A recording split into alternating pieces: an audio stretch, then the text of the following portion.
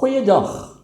Ons teksvers vanoggend is: met die oog op die inwyding van die stadsmuur van Jerusalem, is die Lewiete in al hulle woonplekke opgespoor, met die doel om hulle na Jerusalem te bring, om met die blydskap die inwyding te vier, met dankliedere en met sang, met simbale, met harpe en siters, volgens Nehemia 12 vers 27.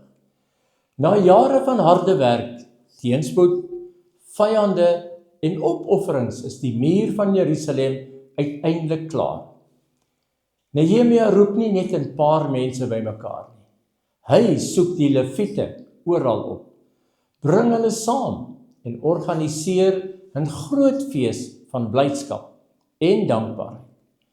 Die lig word gevul met musiek, sang en lof aan God. Dit was 'n openbare viering van God se getrouheid en die voltooiing van sy werk. Wat beteken dit vir ons vandag?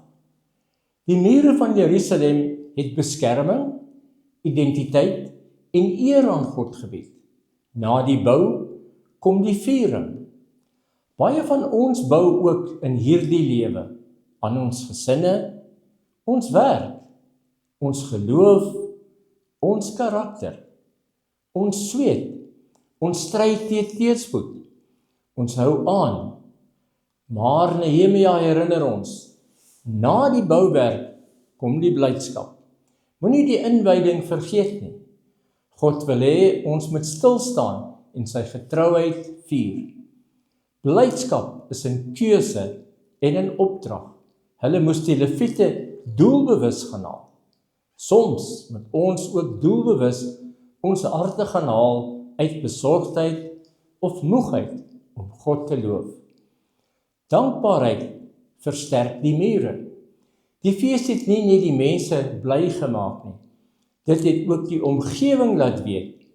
Die Here het dit gedoen. God word verheerlik in ons oorwinnings. Of dit nou 'n groot mylpaal of 'n klein deurbraak is, vier dit met dankbaarheid. Kyk terug en vier.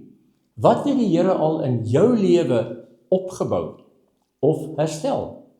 Neem 'n oomblik om dit hardop te dank.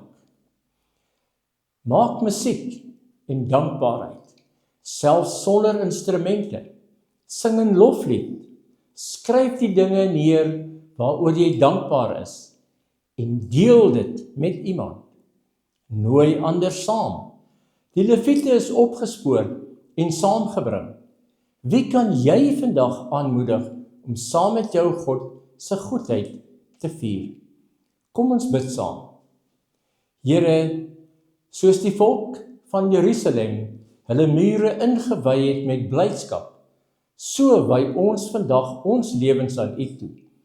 Dankie vir elke muur wat U help bou het, vir elke beskerming, elke herstel.